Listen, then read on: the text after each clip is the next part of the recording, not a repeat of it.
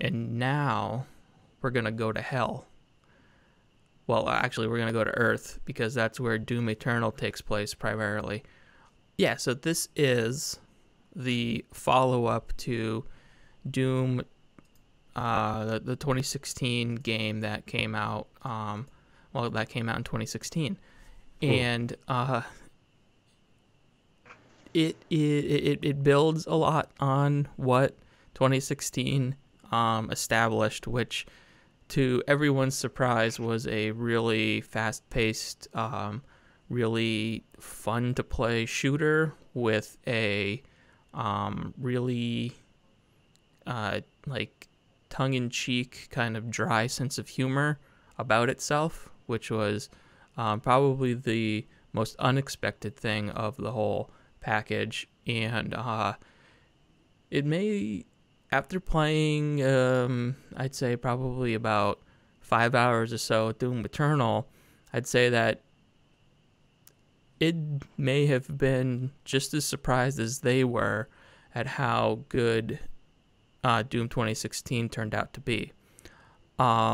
Because a lot of what they nailed in Doom 2016, they kind of, in my opinion, flubbed on this one. So just to start it off, a lot of what made that first game, I say first game, I mean the previous Doom game, not the very first game, Doom game, but made that first game endearing was the way that it handled the kind of quote-unquote lore of the Doom guy. By if you just played through that game without going in and looking at the codex, they kind of painted him as this kind of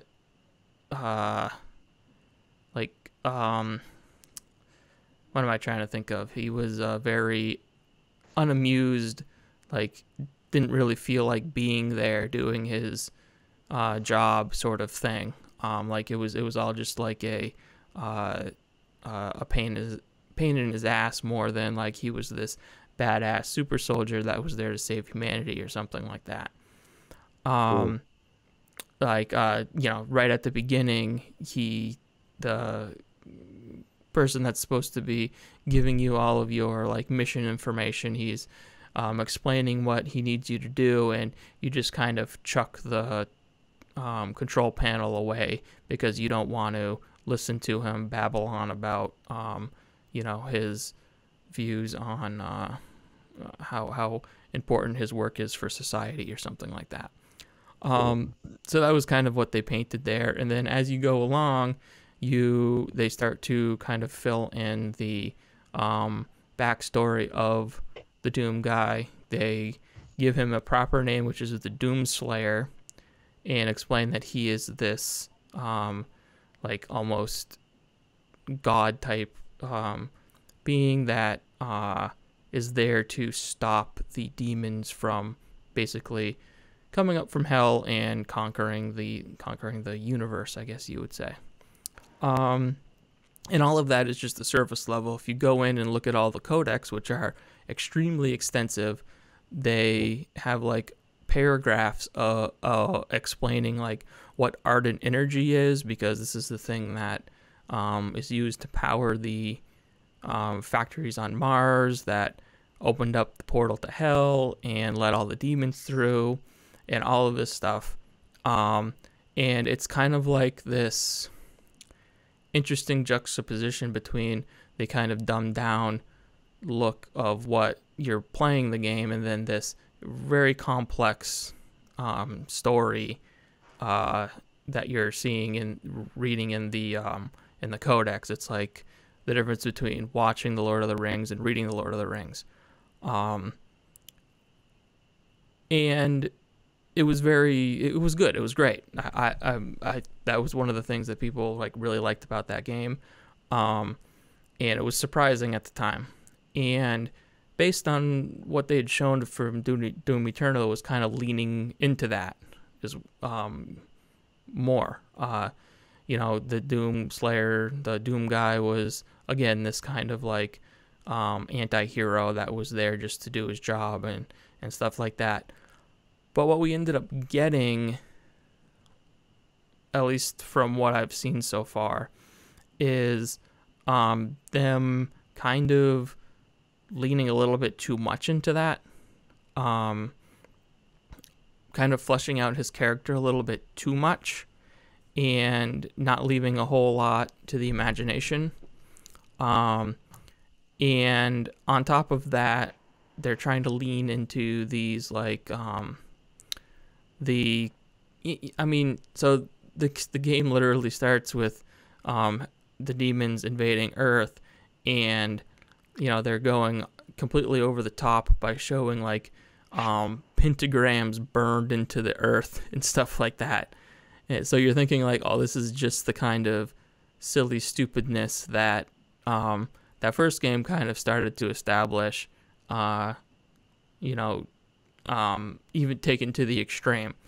But when you actually start to see the cutscenes and the interactions your character's having with the other the enemy characters and stuff like that, it just starts to fall a little flat in a lot of ways. Like, it isn't as surprising, and it isn't as like sharply written as that first game was. And on top of that, they still have this codex, which is just as robust as the first game. But whereas a lot of that stuff that was in that codex was kind of just kept in the codex, and if you never wanted to look at it, you didn't have to. They start to pepper in some references to the deeper lore actually within the game. And I think where this really fell apart for me was when you meet this character called the Betrayer. You guys have done that, right? Yeah. And so you get to this guy, and he's just in this room sitting by a fire.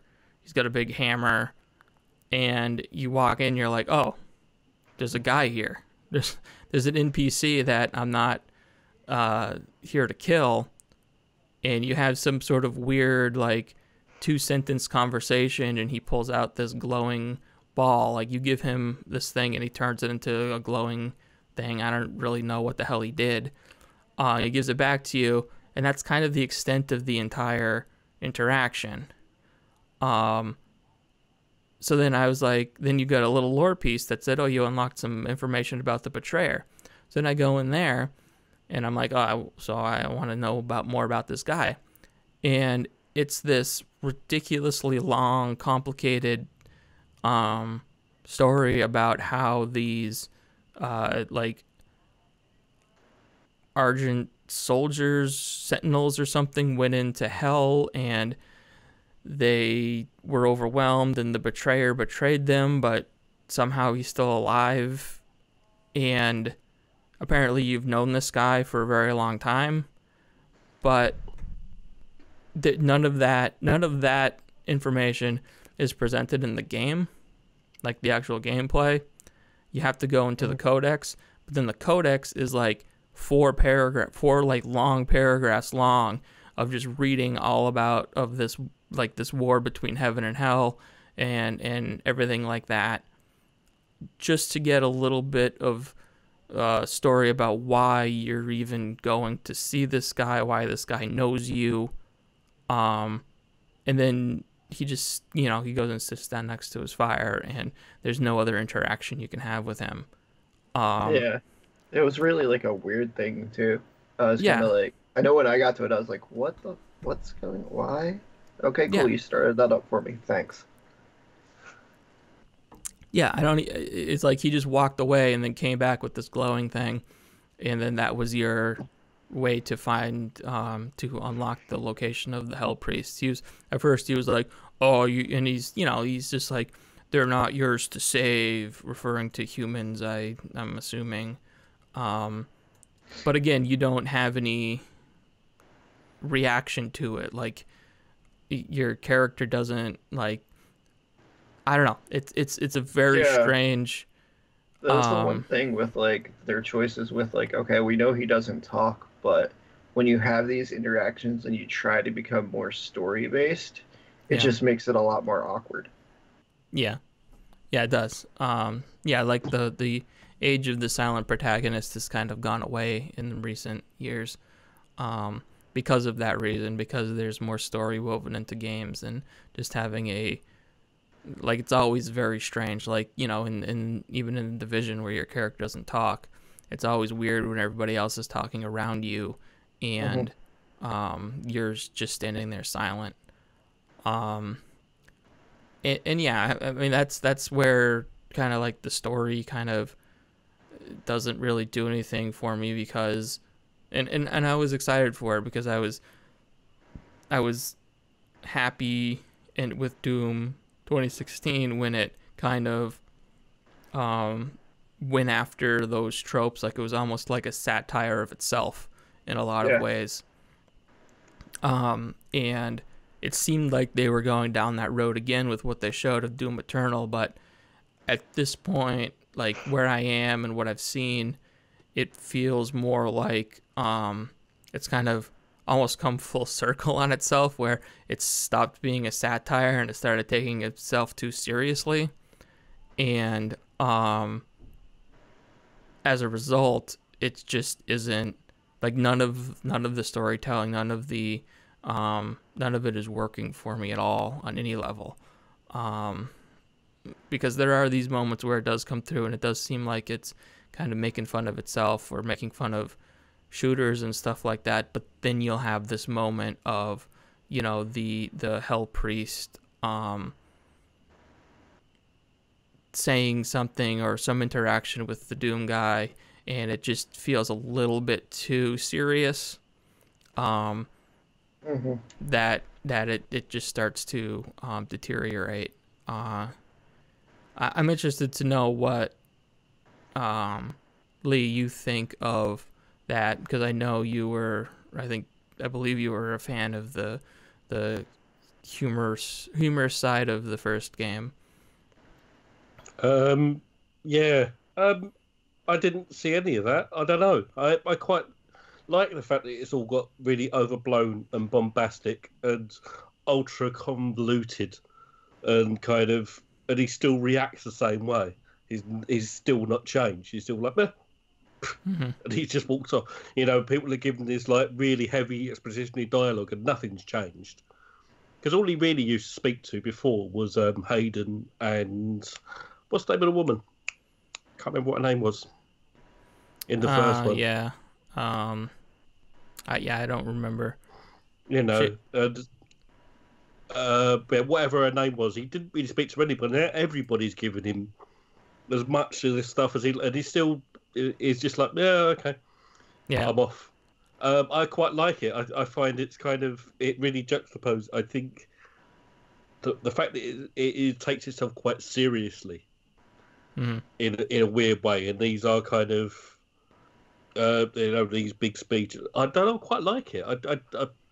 I think I have seen it's been a bit more divisive, all these sort of things, but I kind of enjoy it for what it is, and I like the fact that kind of it's all tied in now. Whereas I didn't know before where I stood with it all. It all adds up to all the previous ones in some way or another. That isn't just Easter eggs. It's like, no, that is from that game that you didn't think they would ever reference and Mm-hmm. stuff like that. So I quite like all this big bombastic, and it's going to be bombastic. It's kind of, it's not just kind of a base on Mars anymore. It's Right. the Earth. It's going to be bigger, and it's got to. You can't just be blasé about like 60% of the Earth being gone. You have to be bigger and more bombastic. Mm-hmm. So I like the storytelling. I actually quite do. I like digging into those paragraphs and paragraphs of stuff, where it's informational or whether it's like scriptures and somebody's giving you kind of the fire and brimstone kind of speeches. And I love getting into all that. I could spend so much time on that, or I could just not bother and read it later, Mm-hmm. depending on my mood. So I quite like the way they do it. Just a taste thing, I think. Yeah. Maybe. Yeah. Uh, Yeah. I just think that like consistently through that first game, the attitude was there. It was almost like the way I'm feeling it right now is like there's a difference between Doom 2016 was like a B movie that it knew it was a B movie, and this is a B movie trying to be a good movie. It's almost like the contrast of what the original game was, where I think Carmack used to say kind of story in a video game is like story in a porn movie. But then John Romero used to try and cram in as much lore and stuff in as it's like if that clash of the two, and it's kind of, and this is that like kind of writ large. It's kind of that big bashing of fuck all story plus so much story and lore. It's unbelievable. I don't know. It's like it's the culmination of all that. It's, I guess very big and overblown. Yeah, I guess because I don't like it as much because of the moments where it comes up, I just feel like it drags, and I just want to get back to shooting stuff. So it does some cool things. Like I think one of my favorite parts was coming up to the first actual boss that you fight, when it was doing that whole thing and kind of like building it as you went through there. I was like, oh cool, this is kind of cool. I like this. Now what was that? Like, it was like when you're coming up to the first boss, right before you're going out. I think it's the first Hell Priest you go after. He's building his champion to fight you, and you're going through like each stage of the area, and it's like, all right, here's this part, and then you like do a bunch of stuff, and then he gives you another little like he's talking to you more as you're like proceeding up to the next section. I didn't even realize that was happening. He was building something. Yeah, the first like boss you fight, it was like that demon that got hooked into the machine. You're quite away, aren't you? The one where he puts the I don't know if we should do this. We're doing spoilers? I don't know, because we're all playing it. But where he gets to the thing that floats with the one chainsaw arm and is that the one you mean? That boss is building? Yeah, it's quite a way in. Is it? Yeah. Am I further than I thought I was? You're way further than you thought you were, yeah. Yeah, and you're seeing construct it over time. Yeah. You're quite a way in. I haven't seen a single boss yet. Oh my god, Ryan, I'm so sorry. I don't know. Wait till you find out that single boss turns into a normal enemy by the end of the game. The way I play stuff, I was like, all right, I know Lee and Ryan are going to be further than me. No. Where are we all, out of interest? Honestly, I've been kind of hitting some walls with the game because of the difficulty and switching between finally realizing that I think it plays better for me on a gamepad than a mouse and keyboard. And I've been disappointed that there hasn't been a boss, because the bosses from that first game were some of the best parts, because they were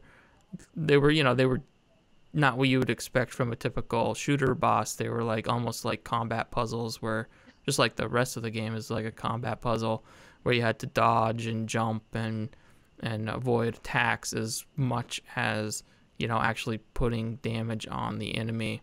I was hoping that there'd be more at the point at which I'm in the game, but there hasn't been. I guess that can lead us into like the actual mechanics of the game, which the previous game had like a pretty basic upgrade system. Like you'd be able to upgrade your guns, and you'd upgrade your suit, and you'd get extra health. You'd get like every gun had an alternate fire and stuff like that, and that was pretty much the extent of it. This is like that plus 1,000.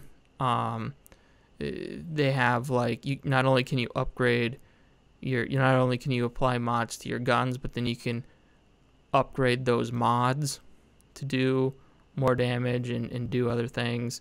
And you can upgrade a lot of your abilities. You can upgrade your suit as well. You can upgrade your ship, your like fortress, to get access to more parts of it. And it just seems like there's this there's so many different kinds of things to collect and find, that especially early on when they're dishing it out to you, which they waste no time dishing out to you, can be a little overwhelming. I think I'm finally getting my head wrapped around most of it, But I know, you know, there's probably still something I'm missing. But I guess my initial problem was, so basically when you go into combat, you have, you know, you're obviously shooting stuff.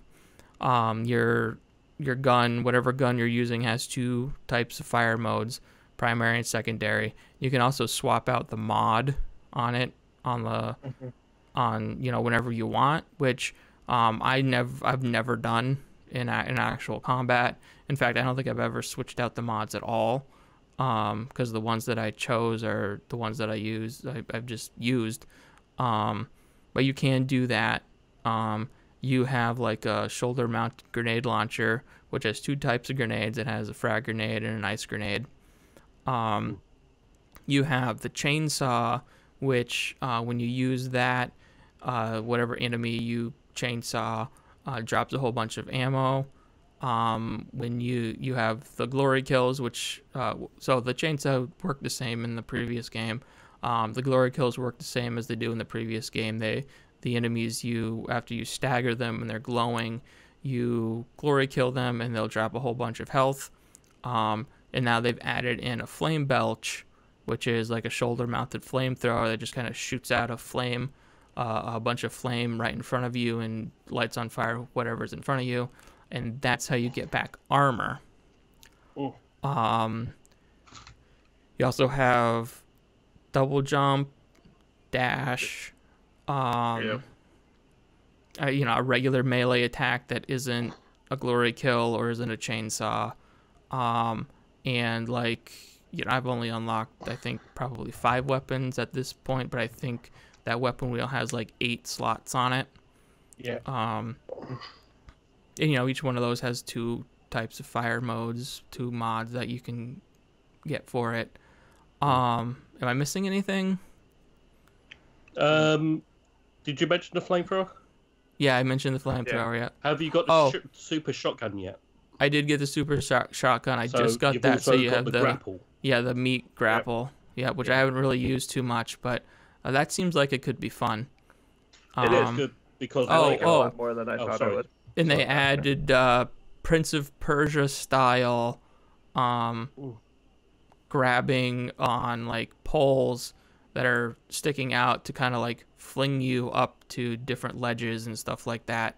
So you jump and you grab onto those and it flings you. And it's a lot. That this was probably my biggest thing when I was playing on PC specifically, because, you know, on a controller you at least know where all the buttons are. All the buttons, you know, this button's usually always here. This one always does this. When you're on a PC and you're trying to map all of these things to a particular key, none of it makes sense, right?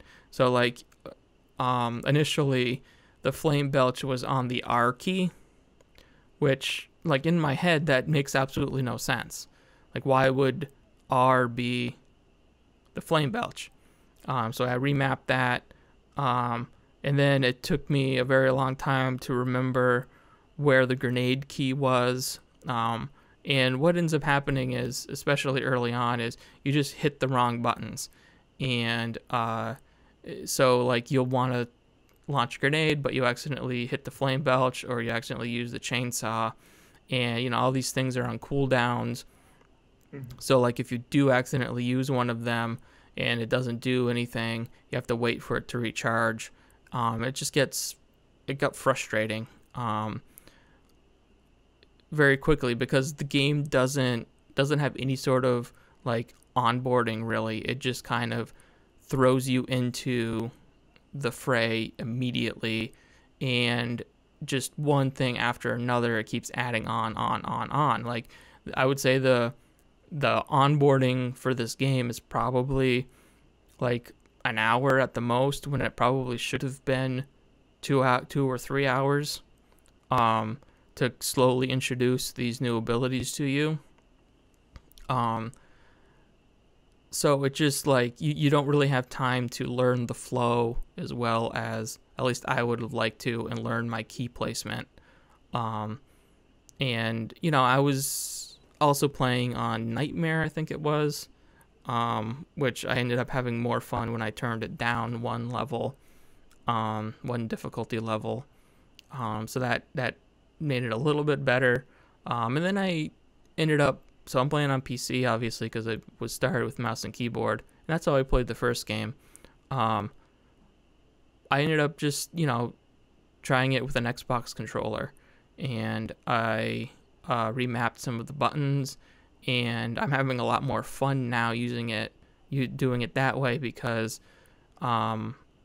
it's just making more sense to me where I've mapped the buttons and where the buttons are to hit the things that I actually want to use, the things that I actually want to use when I want to use them. Which is strange to say that about Doom, that I think it plays better on a gamepad than a mouse and keyboard.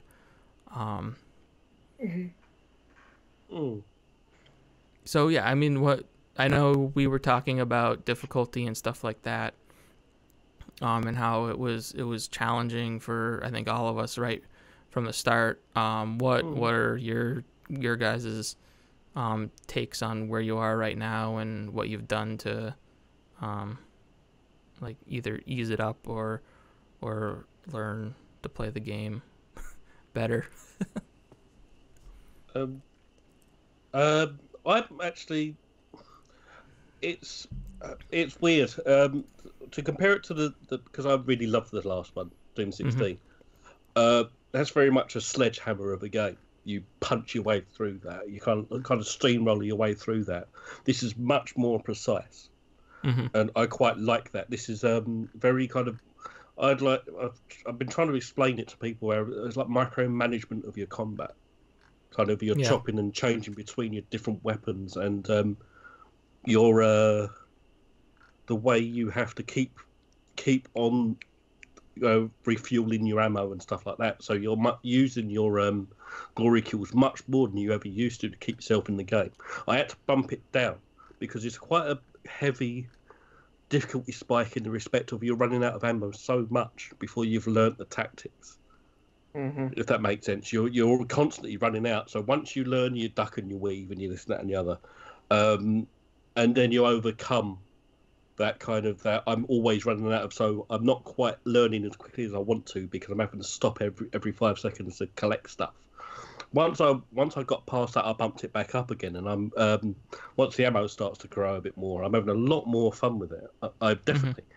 I really like I think it's more hectic than difficult, I would say. Oh yeah, it's very. It's extremely hectic. It's like everything is happening all the time.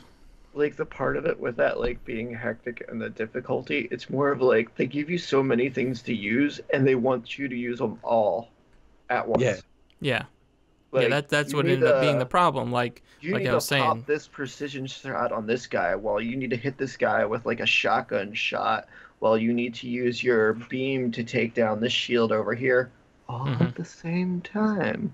Yeah, but when you get to the point where, I mean, I can do that no problem now. Getting to that point of doing it no problem, and I'm not quite finished. I am at, what's that level called? Where are you guys at? I'm going after Hawk. I'm at Taras Nabad. I've just unlocked that. There's a ninth gun you have to unlock. It's in the ship that you live on, and there's a ninth gun there. And you unlock. Oh my god, that gun's amazing! But I can't tell you what it is. Well, I mean, I know there's on the ship. There's like a gun being made. Yeah, in the middle of it. There's another one. There's a further gun in there, and I can't tell you what it is, but it's from a previous game, an obscure previous game. But yeah, once I'm at that point, I'm doing all of those things that I struggled with. So you do pick it up, and you do get I think the biggest challenge earlier on is the Marauders. Once you crack the Marauders, and the Marauders go from a boss to just a casual enemy that will turn up, and you got them in the milieu of all of the other enemies coming towards you. Once you crack that, you've cracked the game, because that is when it's tested all of your skills at once, and you've got that going on while you've got the Cacodemons, you have to fire the grenade into the Cacodemon, and then a jump up to get him, which is easier when you get the chain with the hook. And it's like, once you've got that flow going, it's amazing. It's a lot to get there. Yeah. But when you get there, it's so satisfying when you do catch that flow. Yeah. I guess it does involve a lot of unlocking. The other thing that we forgot to mention was the critical points on the enemies. Where you have the what's the spider enemy? It's not the Spider Mastermind anymore. I can't remember what it's called.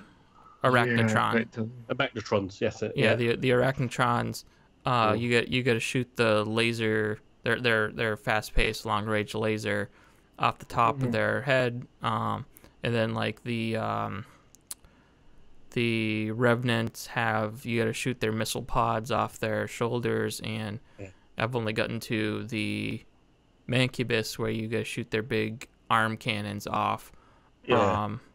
And I'm slowly finding that that's becoming easier and easier over time. I still think the Revenant one in particular is a pain in the ass.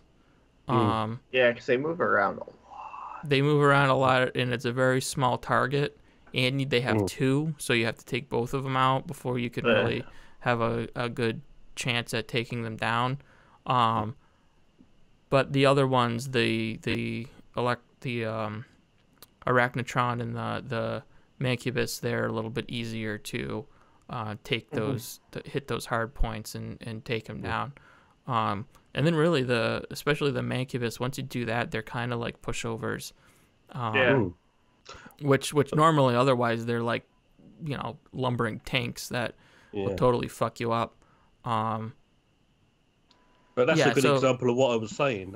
Kind of before, when I started, you had the sticky grenades, which is the best way to get those things off.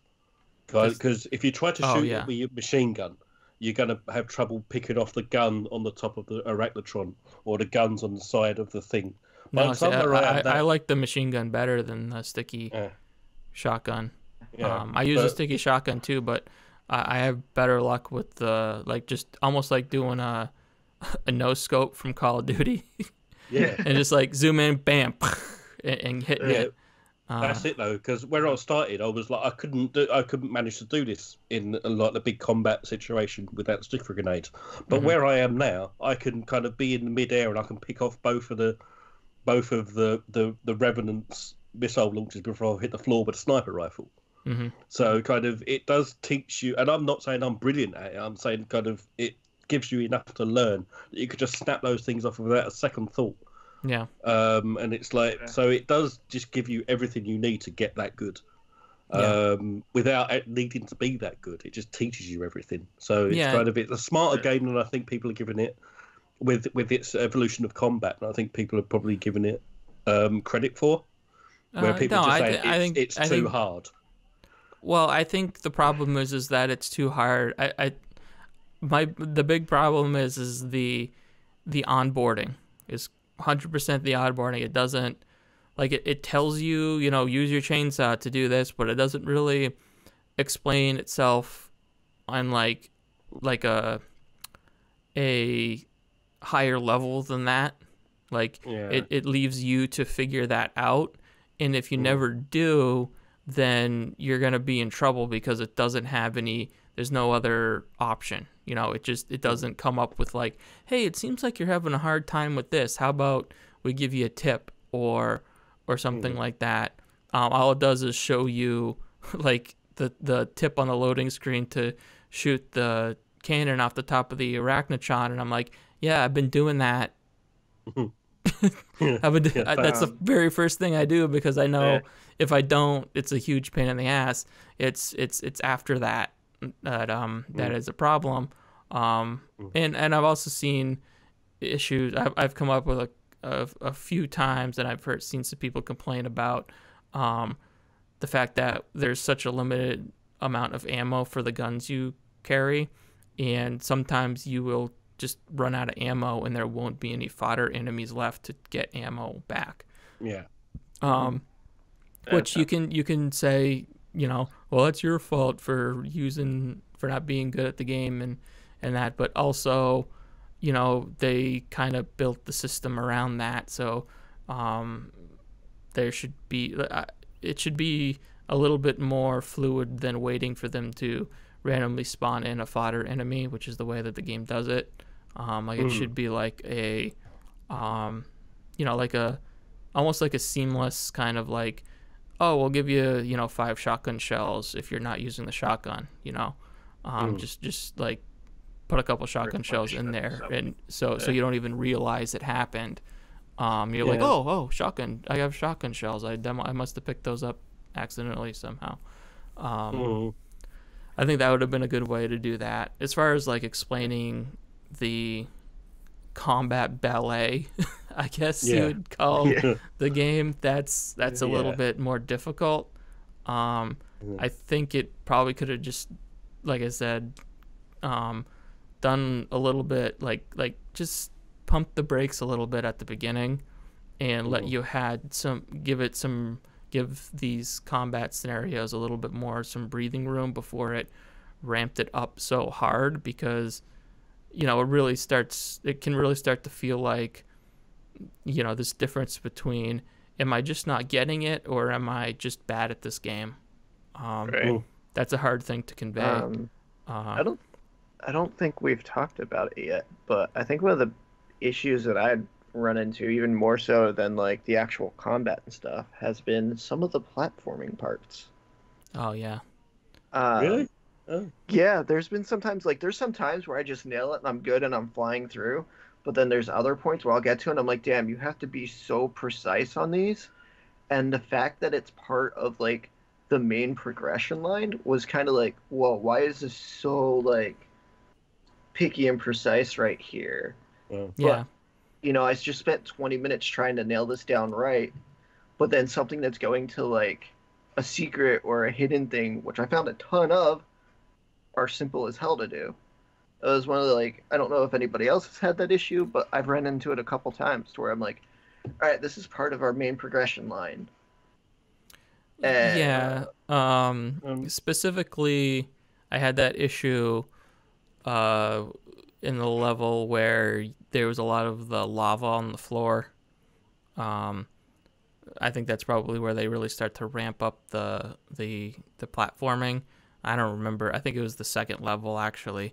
And it was like there was actually this scenario that almost looked like a Super Mario Brothers level. There was like a flaming like rotating fire stick like spinning, and I was like, oh, that looks like the rotating fire things from like a Bowser's Castle or something like that. And that area in particular took me a lot of tries for a number of reasons. One is, and I was doing this on PC. Now that I've switched over to gamepad, I don't have this problem as much. But on PC, it was very, very easy to accidentally shoot off both of your dashes back to back.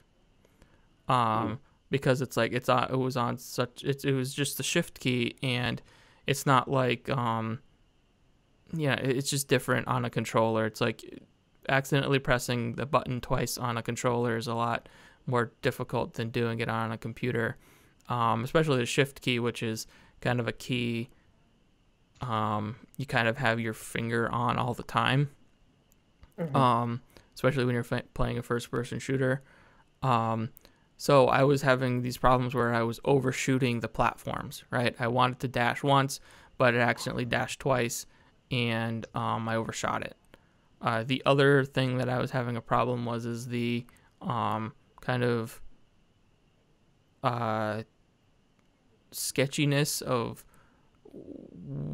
when and why you automatically grab onto those walls that you can hold on to. Yeah. So as far as I can tell, if you dash into a wall, one of those walls, you'll automatically grab onto it. But if you just jump into it, you have to press whatever the use key is to latch onto it, and that just doesn't make any sense. Like, it doesn't make any sense that there's two different ways to do that. It should just be one or the other. Like, you always have to press the key, or you automatically grab onto it all the time. But there's an element where you can kind of, if you feel like you're going to miss it, it will kind of zap you towards the wall. It's kind of, you don't, if you give it a bit more leeway and try it, it kind of latches you in. So it gives you like a little kind of, probably about kind of, a couple of foot boost, so you can latch onto it. What do you mean? In what click. Situation? Like, so Jumping I'm towards the thing. If you let's say you feel like you're falling sort of short, you can click it quite early to kind of zoom in to catch to the wall. It's not kind of you hit the wall and press it. You get more of a leeway than you think you would. okay. So kind of it helps you latch. So it does help you if you feel like you're not going to make it, and you can kind of just dash in the extra couple of foot to catch. It's like a lock onto the wall, as opposed to kind of you're on the wall, now hit it.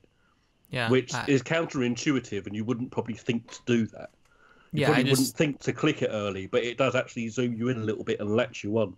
Yeah, I mean, I go by when the prompt comes up, and I don't really notice the prompt until I'm like right up against the wall. So yeah, no, you can do it a little way before the wall, and it kind of zooms you in a bit. So it's almost like a miniature dash in itself. Yeah, no, I understand. Like, it's like a sticky thing. Yeah. But yeah, I mean, it you forward a little bit. It's just not obvious, I guess. It's like, it's not. No. I even took the upgrade for like a little bit better controlled movement, and I was like, I haven't noticed a difference at all. What the hell? Yeah. But also, it's a little. I find it to be a little hit or miss on whether or not you grab onto those poles that are sticking out. Yeah. I don't know what. It seems like you won't grab onto them unless you hit the jump key, but I'm not 100% sure on that. And some of them, it's been like a certain direction. Yeah. I've actually been the other way. I find you catch onto it when you don't want to when you're in combat. It's like, I wanted to kind of, you jump up and you want to kind of get a cacodemon to kind of glory kill it, and you end up lashing onto something that was by your head. It's like, no, you just, now I've got to do the cacodemon again. So actually, it's the other way for me. Yeah, that stuff is like, I'm just talking about even just a normal platforming sequences, not even when there's a bunch of stuff going on. But what you're talking about is just another example of like how much stuff is going on at any given time, that it could do a million things when you jump at a particular time, and it kind of has to logically decide what takes over. Is it the pole swing or the ledge grab? Yeah. So I prefer the platforming to the last, because I didn't like the platforming at all, because you had to do it, but it wasn't built for it. Now it's built for it, I enjoy it a lot more. Yeah, I still don't think it's built for it as well as it needs to be. You still not being. I'm still not comfortable knowing whether or not I'm landing on platforms, especially those small ones that fall when you land on them. And then that's where I was mostly having the problem with the double dash as well. Is like I would double dash past it when I didn't even want to. I was like, I hit the dash once, but it just fired it off twice. It's arguable to say that there's first person platforming never work, unless it's something like Mirror's Edge, where it funnels you down a precise path. Yeah, I felt that it worked really well in Metroid Prime. That was the way that so that game was a lot of platforming. It was there's tons of platforming in that, and the way that game handled that was when you jumped, it automatically tilted your view down to like a 45-degree angle, so you could see what was in front of you, in front of you and below. And I don't know why other first-person shooters haven't taken that lesson, because it made like all of the platforming in that game way more tolerable than most other first-person shooter platforming that just kind of leaves your head stuck straight forward, and doesn't doesn't give you that little bit of an assist. And I should probably play those then. What's that? I should probably play those then. Yeah, that first Prime. that first Metroid Prime game is amazing. Like what they pulled off with that game, and even today it still holds up. And as a example of a first person shooter that has really good platforming in it, that is the one to go to. That's for sure. The other ones, I think the second one was on GameCube, but the third one had Wii motion controls. And that's kind of where it fell apart. Yeah. But the first one especially is a really, really good game. And worth checking out. Worth checking out for a comparison to this too, to see where, comparison of first person platforming. It could have been, yeah. Yeah. So we've been going for a long time on this. And we haven't even talked about the multiplayer. I don't know if you want to do that, Derek, or if you want to hold off, and maybe we'll talk about it when you've had a little bit more time to try it. I'll just say I definitely need some more time with it. Yeah. Multiplayer this time around is definitely something you need to learn. Mm-hmm. You need to understand how the game works and all these different mechanics and everything we've just been talking about. And then be able to implement that into multiplayer, because that's all multiplayer now is. It's a 2 versus 1. It's 2 demons versus 1 Doomslayer. It randomly selects who's who, and then if you're the demons, you have a couple of the different ones you can choose from and play.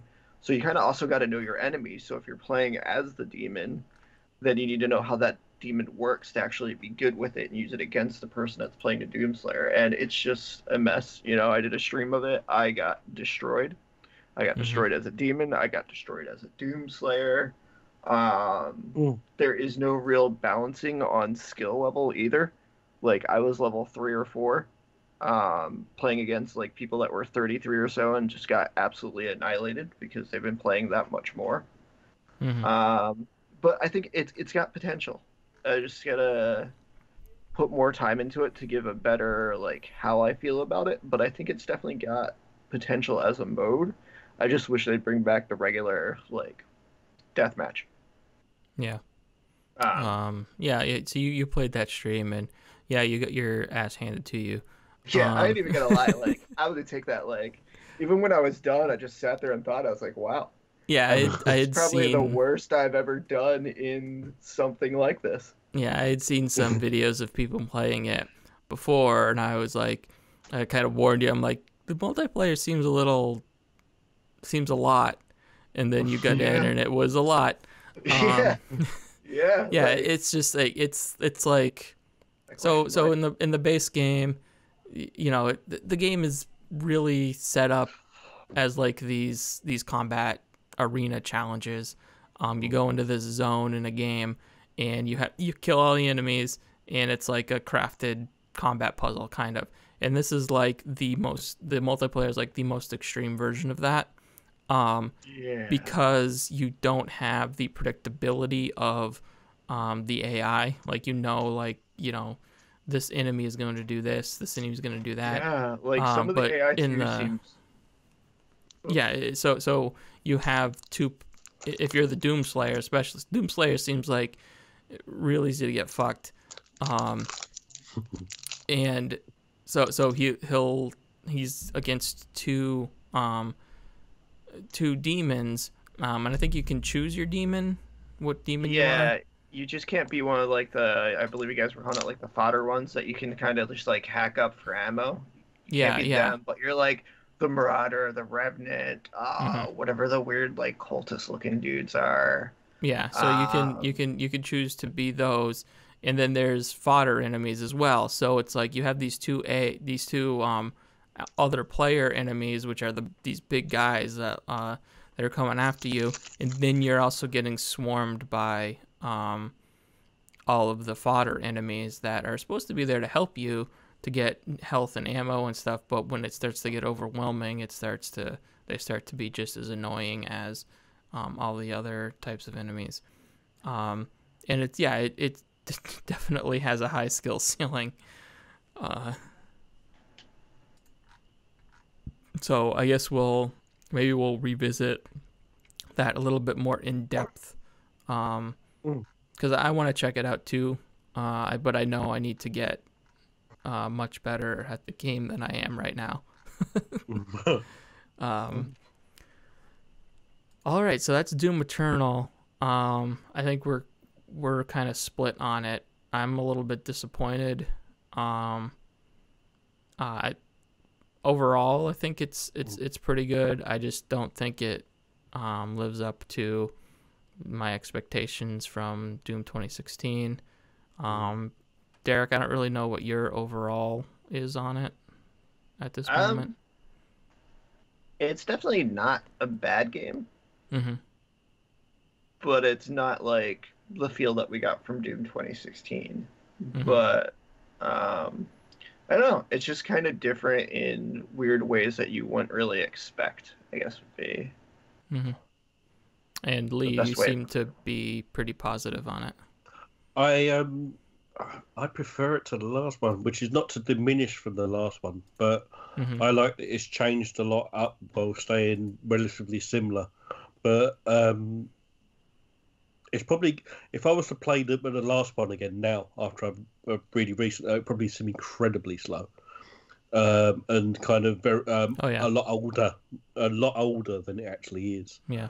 For me, I think it's a much improved game. But I can see why it would. I can see why you would feel that. Yeah, you're not wrong. There's one thing that I will say that that I'll finish off with is that when the combat is working and you're hitting everything you need to hit, it is like, I'd say probably like 3 to 4 minutes of just the most intense video gaming that you can have. Yeah. And you're not thinking of anything else. There's no distractions. You are hyper focused on this thing.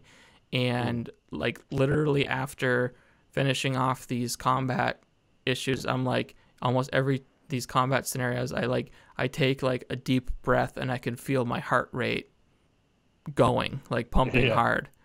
And so in that respect, it's still kind of unique in that way that I don't really know of any other game that has that, at least that consistently. There are moments like say like at the end of a battle royale match, you can kind of get that kind of feeling, but that doesn't happen as frequently as this is delivering on that kind of adrenaline rush, I guess you would call it. Like post skirmish euphoria sort of thing. You're just like whoa. Yeah. Oh yeah. On to the next one. All right, so that's Doom Eternal. That is out on PS4, Xbox One, and PC. I don't know if is it coming to Switch? I know Doom 2016 came to Switch. Is it coming? Okay. So it'll probably be on Switch eventually. Thank you for joining us in this very special episode of Voxel Viewpoint. If you'd like to hear or see more, please consider subscribing to us on your favorite podcast app, subscribing to us on YouTube, or visiting voxelvoice.com, where all of our great content comes together in one place. Also check out the Voxel Voice Facebook group, where you can join in on the discussion with a great, like-minded community.